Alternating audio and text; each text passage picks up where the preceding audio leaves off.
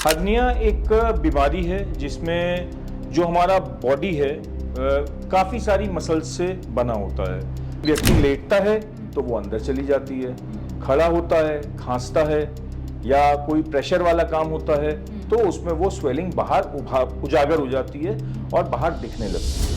देखिए सर, कोई भी डिसीज होती है, कोई भी बीमारी होती है तो उसके अलग अलग टाइप्स होते हैं। तो हार्निया के भी कई प्रकार हैं, कई टाइप्स हैं। हाँ बिल्कुल, हर्निया के कई टाइप्स हैं। जैसा कि मैंने बताया कि हमारा जो एब्डोमेन है वो काफ़ी बड़ा होता है, उसमें 4 से 5 लेयर मसल्स की होती हैं जो हमारे एब्डोमेन के कंटेंट को कंटेन करती हैं।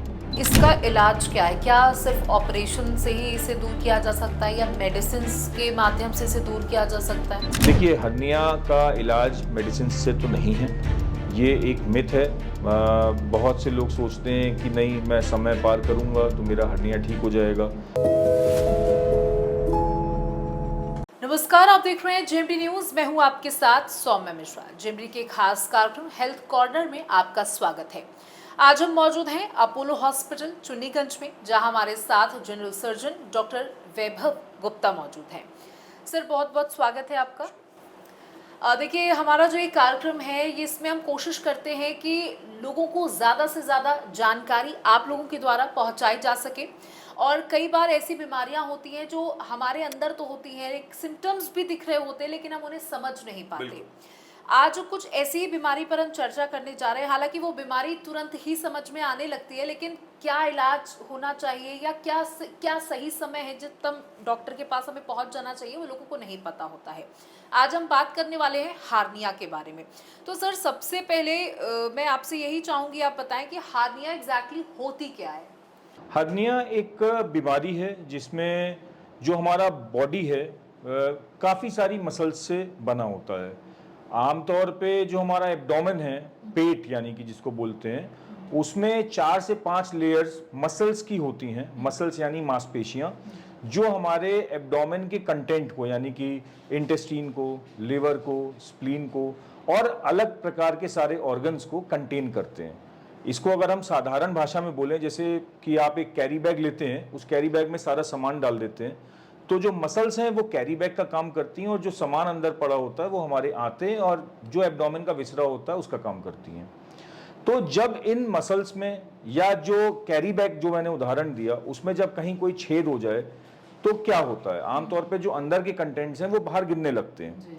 बिल्कुल वैसे ही हर्निया यानी कि जो हमारे एब्डोमेन की मसल्स हैं उसमें जब कोई वीकनिंग हो जाती है या कोई डिफेक्ट आ जाता है या एक तरीके से कह सकते हैं कोई छेद बन जाता है, तो खाल के अंदर से ही जो हमारे एब्डोमेन का कंटेंट होता है, जो विसरा होता है, वो उन मांसपेशियों से बाहर आने लगता है और एक स्वेलिंग जैसे बनने लगता है। जो ये स्वेलिंग होती है वो रिड्यूसिबल होती है। रिड्यूसिबल से मतलब है कि व्यक्ति लेटता है तो वो अंदर चली जाती है, खड़ा होता है, खांसता है या कोई प्रेशर वाला काम होता है तो उसमें वो स्वेलिंग बाहर उजागर हो जाती है और बाहर दिखने लगती है।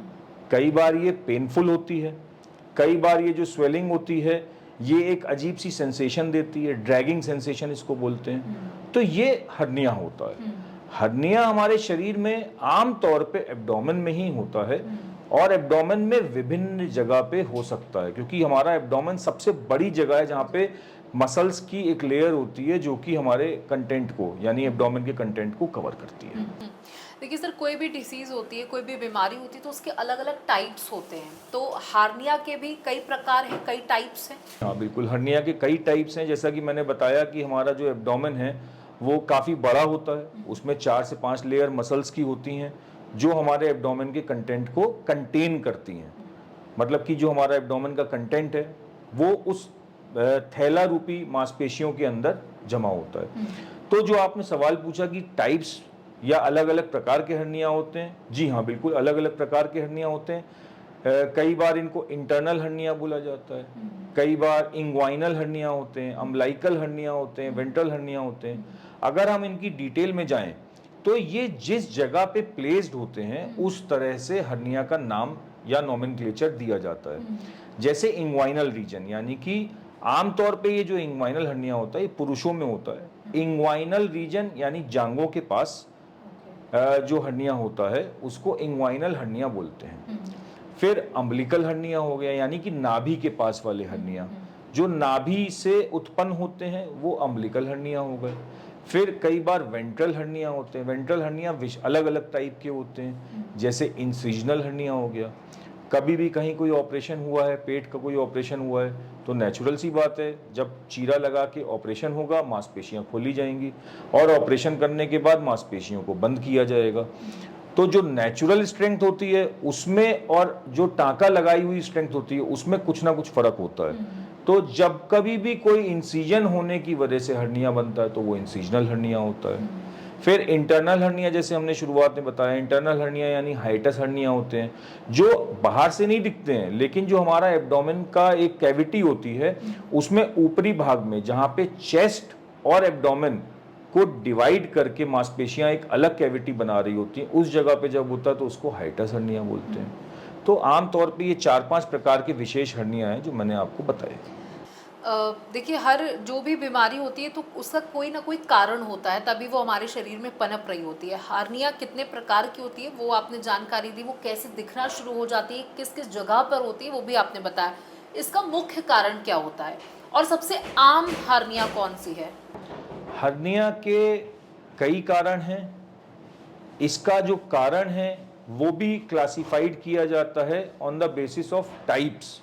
किस टाइप का हर्निया है उस टाइप के आधार पे उसका कारण होता है। जैसे कि जो हर्निया नवजात शिशुओं में पाया जाता है पैदा होते ही, एक होता है umbilical hernia, congenital umbilical hernia. ये क्यों हो सकता है? जैसे जो शिशु होता है जब माता के गर्भ में होता है तो उसको खाना कहाँ से मिलता है? अम्बिलिकल कॉर्ड से, ये सबको जानकारी है। अम्बिलिकल कॉर्ड जब बच्चे की डिलीवरी हो जाती है तो अम्बिलिकल कॉर्ड को माता से अलग किया जाता है। ये अम्बिलिकल कॉर्ड का जो स्कार होता है वो धीरे धीरे हफ्ते 10 दिन में अपने आप बंद हो जाता है। जब ये बंद ना हो पाए तो ये अम्बिलिकल हर्निया बन जाता है। तो बच्चों में अम्बिलिकल हर्निया का कॉज क्या हुआ कि अम्बिलिकल कॉर्ड का पूरी तरह बंद ना हो पाना अम्बिलिकल हर्निया बना देता है। फिर बच्चों में ही अगर हम बात करें कि इंग्वाइनल हर्निया, ये भी नवजात शिशुओं में हो सकता है, क्योंकि हमारे शरीर में आमतौर पे पुरुषों में, मेल बच्चों में जो टेस्टिस होता है वो पेट के अंदर से उगना शुरू होता है और नीचे स्क्रोटम में जाके डेवलप हो जाता है। ये भी पूरा डेवलपमेंट का एक प्रोसेस है जो 9 महीने के दौरान गर्भ में शुरू होता है और गर्भ में ही खत्म हो जाता है। जो ये डेवलपमेंट है अगर उसमें कोई कमी आ जाए और टेस्टिस नीचे चला जाए, लेकिन जिस झिल्ली से टेस्टिस नीचे स्क्रोटम में जा रहा है वो बंद ना हो पाए, तो ये बच्चों में कंजेनाइटल इंग्वाइनल हर्निया बना देता है।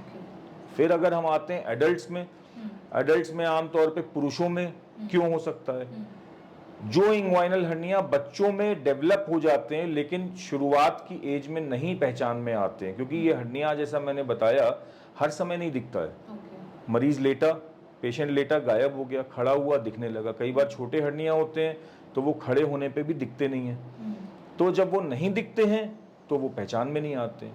तो ऐसे ही कंजेनाइटल इंग्वाइनल हर्निया जब पुरुषों में 20-22 साल की उम्र में आगे चल के दिखना शुरू होते हैं तो ये कंजेनाइटल हर्निया प्राइमरी हर्निया कहलाने लगते हैं, जो डेवलप होते हैं बाद में। फिर पुरुषों में ही यंग एडल्ट्स में बात करें, अम्बिलिकल हर्निया भी एक कॉमन बन सकता होता है। मोटापे की वजह से होता है हर्निया, ओवर ईटिंग की वजह से होता है हर्निया। फिर अगर हम बात करें कि हर्निया और किन कारणों से होता है, जैसे किसी में कोई ऑपरेशन हुआ हो, जैसा इंसिजनल हर्निया हमने बताया, तो जो मांसपेशियां हैं उसकी नेचुरल स्ट्रेंथ तो डेवलप नहीं हो सकती, लेकिन जब टांका लगाया जाता है तो वो डिफेक्ट आ सकता होता है। तो वो जब टांकों की कमी की वजह से डिफेक्ट आ जाता है तो वो इंसिजनल हर्निया होता है। महिलाओं में प्रेगनेंसी के दौरान पेट फूल जाता है जिसकी वजह से अम्बिलिकल हर्निया डेवलप होना शुरू हो जाता है। फिर बुजुर्गों की बात करें तो आम तौर पे हर्निया एक तरीके की हमारे मनुष्य की एक सज़ा है स्टैंडिंग पोस्चर की, जो ग्रीक में कहा जाता है कि स्टैंडिंग पोस्चर की वजह से भी हर्निया बनते हैं। तो जैसे जैसे उम्र बीतती जाती है आपके स्टैंडिंग का काम बहुत लंबा हो चुका होता है तो उसकी वजह से इंग्वाइनल हर्निया बनना शुरू हो जाते हैं। मांसपेशियों में कमजोरी आने लगती है बुजुर्ग अवस्था में तो उसमें हर्निया बनने शुरू हो जाते हैं। कॉन्स्टिपेशन की शिकायतें शुरू हो जाती हैं जिसकी वजह से पुरुष या महिला मोशन के समय पे जोर लगाने लगते हैं तो वो हर्निया में डेवलप हो जाते हैं। फिर जैसा कि बताया कि ऑपरेशन कोई हुआ हो उसकी वजह से हो जाते हैं। पुरुषों में एक और मेन कारण है, जैसे प्रोस्टेट होता है, प्रोस्टेट होने की वजह से पेशाब रुकने लगती है। तो ये जब रेगुलर टेंडेंसी बन जाती है पेशाब रुकने की, तो उसकी वजह से इंट्रा एब्डोमिनल प्रेशर बढ़ने लगता है। जब ये इंट्रा एब्डोमिनल प्रेशर बढ़ने लगता है तो हर्निया डेवलप करा देता है। तो ये विशेष कारण है हर्निया बनने के। देखिए जैसे कि आप बता रहे कि क्या कारण है हार्निया बढ़ने के, लेकिन कोई भी तकलीफ होती है तो वो हमें कोई ना कोई सिम्टम्स दिखने लगते हैं, या हमें अंदरूनी क्या तकलीफें इसमें शुरू होती है। जैसे आपने कहा कि अगर छोटे डेवलप हो चुके तो वो ना खड़े होने पे पता चलते ना ही लेटने पे पता चलते। क्या किसी प्रकार का दर्द होता है या बॉडी अलग तरीके से नेगेटिव रिएक्ट करना शुरू कर देती है? देखिए, हर्निया का सबसे पहला लक्षण एक यही होता है कि कहीं भी जहाँ पे हर्निया डेवलप हो रहा है वहाँ पे एक रिड्यूसिबल स्वेलिंग दिखने लगती है। खड़े होने पे भाई ऐसी चीज़ तो है नहीं कि पुरुष लेटा हुआ है, महिला लेटी हुई है, पेशेंट लेटा हुआ है तो 24 घंटे लेटा हुआ है। आप अपना रूटीन काम करेंगे, खड़े होंगे, जोर लगेगा पेट पे तो वो स्वेलिंग दिखना शुरू हो जाती है। 99% ऑफ द टाइम्स ये स्वेलिंग दिख जाती होती है। कभी कभार जब छोटा हर्निया या छोटी स्वेलिंग होती है तो वो नहीं दिखाई देती है। और दूसरे लक्षण क्या होते हैं? पेन कराने लगता है, एक ड्रैगिंग टाइप का पेन होता है, क्योंकि आप खुद सोच सकते हैं कोई चीज़ जब आपके शरीर में अंदर से बाहर की तरफ लिफ्ट हो रही है तो वो एक खिंचाव जैसा पेन देगा, तो वो पेन कराने लगता है।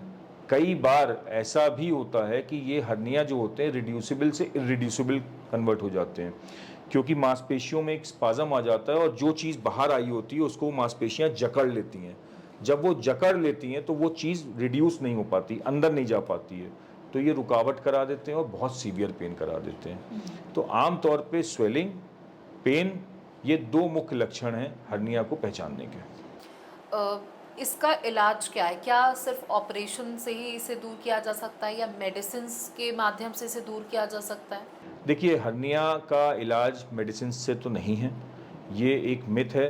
बहुत से लोग सोचते हैं कि नहीं, मैं समय पार करूंगा तो मेरा हर्निया ठीक हो जाएगा, भारी सामान नहीं उठाऊंगा तो मेरा हर्निया ठीक हो जाएगा।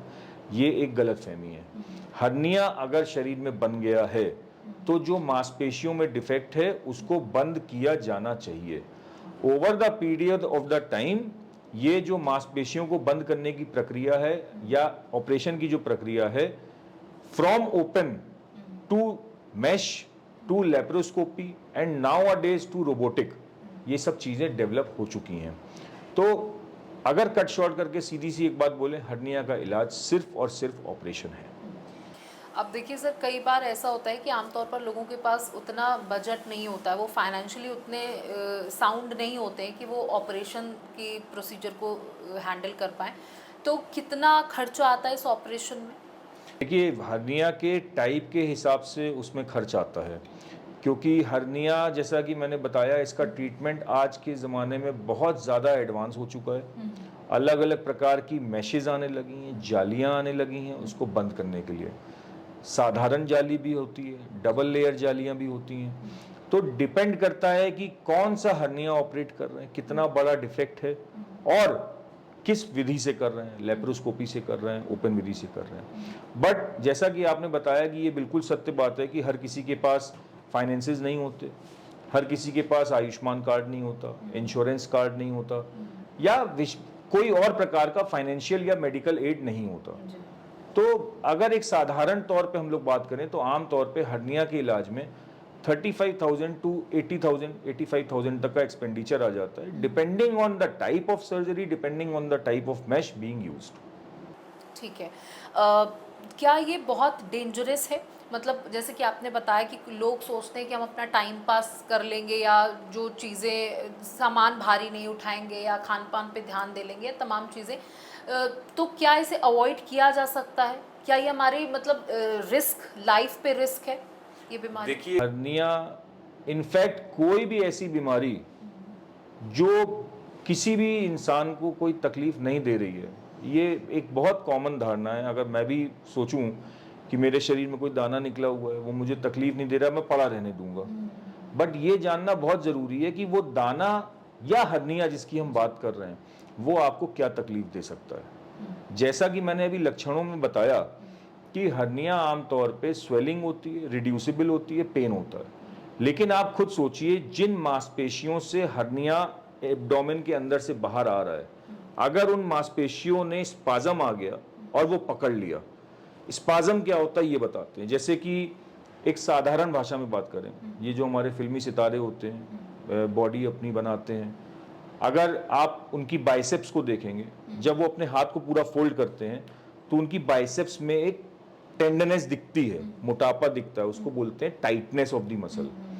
तो जो ये हर्निया होते हैं, जब अगर उन मांसपेशियों में टाइटनेस आ गई और जो कंटेंट बाहर है उसको फंसा लिया तो वो कंटेंट वापस नहीं आएगा। और बॉडी में छोटे से लेकर बड़े से बड़े पार्ट को ब्लड सप्लाई जा रही होती है। नाखून से लेकर बाल तक, पैर तक, सब जगह ब्लड सप्लाई जा रही होती है। जैसे ही ये कंटेंट इन मांसपेशियों के स्पाज्म में फंसेंगे, उनकी ब्लड सप्लाई रुकना शुरू हो जाएगी। ब्लड क्या करता है, हमारे शरीर में एक पार्ट से दूसरे पार्ट तक ऑक्सीजन कैरी करता है। जब उस पार्ट को ब्लड नहीं मिलेगा, ऑक्सीजन नहीं मिलेगी, ऑक्सीजन नहीं मिलेगी, तो उस टिश्यू का डेथ होना शुरू हो जाएगा। तो जब तक ये हर्निया रिड्यूसिबल है तब तक तो बहुत अच्छा है, सबको लगता है ठीक है करवा लेंगे। बट कई बार ऐसा भी होता है कि जब वो रिड्यूसिबल हर्निया इरिड्यूसिबल हो जाता है तो जान पे बनाती है और इमरजेंसी में ऑपरेट करना पड़ता है, और ऑपरेशन की प्रक्रिया भी चेंज हो जाती है। इन्फेक्टेड केस हो जाता है, कई बार उसमें जाली बगड़ डाले ऑपरेशन करना पड़ता है, कई बार लाइफ सेविंग प्रोसीजर करने पड़ते हैं। तो ये सोचना कि मैं आज ठीक हूँ, मुझे कुछ नहीं होगा, ये बिल्कुल उसी तरीके से है। एक साधारण सा उदाहरण मैं अपने हर मरीज को देता हूँ कि आजकल ट्यूबलेस टायर का ज़माना है। आपके टायर में कील लग गई, आपको दिख गई, हवा नहीं निकली, आप कह रहे हैं चलने दो, जब निकलेगी तब देखा जाएगा। व्हाट इफ आधी रात में कहीं आप गुजर रहे हैं, कोई आपको सहायता नहीं मिल रही है, तब हवा निकल गई, तब क्या करेंगे? तो ये सीधा सा कहना है कि अगर आपको ये जानकारी मिल गई है कि आपको हर्निया है, तो प्रायोरिटी लिस्ट बना के उसका इलाज करवाएं और ऑपरेशन करवाएं। देखिए, जब आप हर्निया का बता रहे हैं कि उसमें क्या सिम्टम्स होते हैं, उसमें सबसे प्रमुख सिम्टम आपने बताया स्वेलिंग का। लेकिन कई बार ऐसा होता है कि हमारे शरीर में कई और कारण होते हैं जिसकी वजह से स्वेलिंग हो जाती है। थायराइड में भी आपकी बॉडी में स्वेलिंग आ जाती है, या कहीं पे हमें मोच आ गई हमारे पैर में तो स्वेलिंग और हर्निया को हम कैसे डिफ्रेंशिएट करेंगे? स्वेलिंग के साथ बताया रिड्यूसिबल। हर्निया का एक क्लासिकल साइन है कि जो स्वेलिंग रिड्यूस हो जाती है, मतलब जहां से वो आ रही है दबाने पे वहां अंदर चली जाए, तो समझ लेना चाहिए कि ये हर्निया है। हालांकि कई बार इसको डिस्क्रिमिनेट कर पाना एक साधारण आम व्यक्ति के लिए संभव नहीं होता है।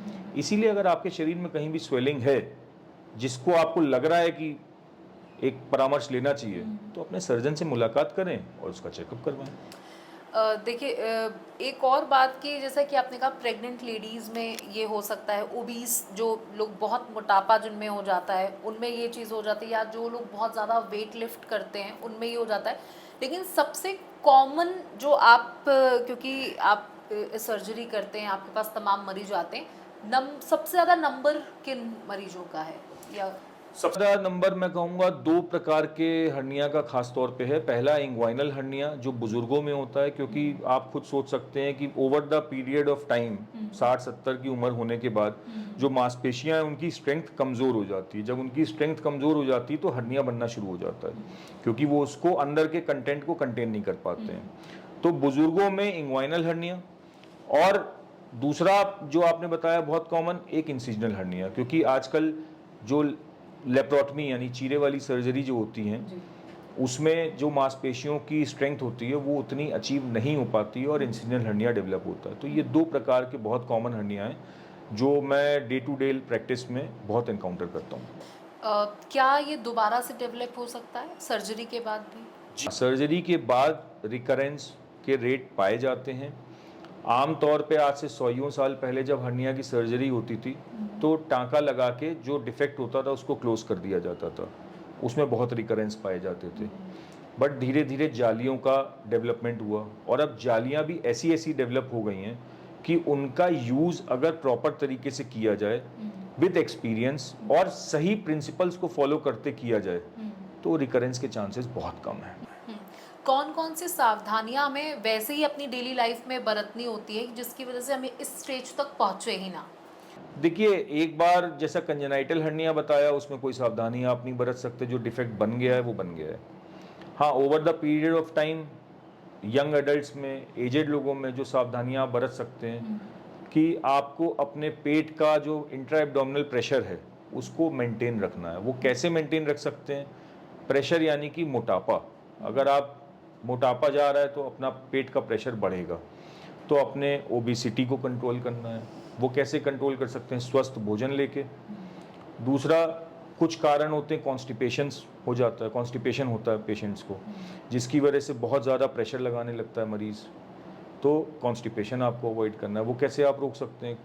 पानी पिएं, हरी पत्तेदार सब्जियां खाएं, ऑयली स्पाइसी अवॉइड करें और हेल्दी भोजन लें, ग्रीन लीफी वेजिटेबल्स लें। फिर आम तौर पे जो इंग्वाइनल हर्निया डेवलप होते हैं एजेड लोगों में, प्रोस्टेट की वजह से होता है, तो अपने प्रोस्टेट का ध्यान रखें। कॉन्स्टिपेशन मैंने बताया, उसका ध्यान रखें। जिनको टीबी है या बहुत क्रॉनिक कफ वगैरह रहता है, तो जहाँ पे आपको लग रहा है कि आपकी मांसपेशियाँ थोड़ी कमज़ोर हैं, जैसे इंग्वाइनल रीजन, अम्बिलिकल रीजन, उस पर हाथ रख के खांसने का कोशिश करें। दूसरा, क्रॉनिक कफ का एक कारण बहुत बड़ा होता है स्मोकिंग, तो स्मोकिंग को अवॉइड करें। हेल्दी भोजन लें, प्रोटीन डाइट लें, ताकि मांसपेशियों को प्रॉपर प्रोटीन मिले, उनकी स्ट्रेंथ बनी रहे। एक सावधानी जो हर व्यक्ति ले सकता है, अगर उसका कोई ऑपरेशन हुआ है पेट का, लेप्रोटमी हुई है, चीरा लगा के बड़ा ऑपरेशन हुआ है, तो ऑपरेशन के बाद भारी सामान ना उठाएं, ऑपरेशन के बाद डायरेक्ट पेट के बल ना उठें, ऑपरेशन के बाद खांसी करते समय, पेट पे जोर लगते समय हाथ रखें।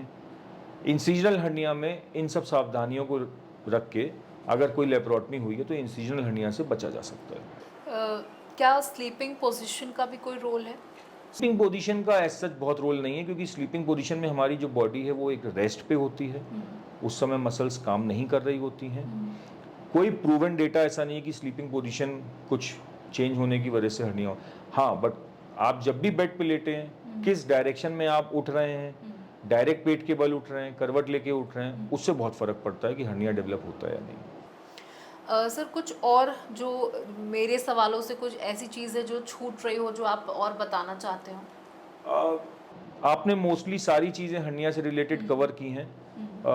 कुछ मैं ये बताना चाहूँगा कि हर्निया के इलाज के बारे में। हर्निया का इलाज बहुत प्रकार से होता है, जैसा कि बताया। कई बार पेशेंट की चॉइस जो ये होती है, वो कहता है कि डॉक्टर साहब मैं ऑपरेशन के लिए आया हूँ, आप सबसे बढ़िया जाली डालें, महंगी से महंगी जाली डालें। मैं ये कहना चाहूँगा कि कॉस्ट से जाली की क्वालिटी नहीं डिसाइड होती है, ये डिसीजन सर्जन का होता है कि कौन सी जाली डालनी है, क्योंकि हर कंपनी बेहतर से बेहतर जाली बनाती है। जाली का टाइप जो होता है उस पर डिपेंड करता है। डबल लेयर जालियाँ आती हैं, सिंगल लेयर जालियाँ आती हैं। अब जहाँ पे डबल लेयर डलनी चाहिए वहाँ सिंगल लेयर जाली नहीं डाली जा सकती, जहाँ डबल लेयर डलनी चाहिए वहाँ सिंगल नहीं, सिंगल जहाँ डलनी चाहिए वहाँ डबल लेयर नहीं। मैं ये कहना चाहूँगा कि इस चीज़ का जो डिसीजन है वो सर्जन को लेने दिया जाए कि कौन सी जाली किस जगह की हर्निया के लिए सूट करेगी। आम तौर पे जो ये डबल लेयर जालियाँ होती हैं, ये पेट के अंदर वाले हर्निया में, जैसे अम्बिलिकल हर्निया हो गया, इंसिजनल हर्निया हो गया, इन जगह पे यूज़ की जाती है। जो इंग्वाइनल हर्निया होते हैं उस पे साधारण जाली भी पर्याप्त होती है। कई बार पेशेंट का जो ये प्रेशर होता है कि नहीं डॉक्टर साहब मेरे में आप महंगी से महंगी जाली डालिए, वो पेशेंट के लिए हितकर नहीं होता है। तो मेरा सिंगल मैसेज है कि type of mesh should be decided by surgeon.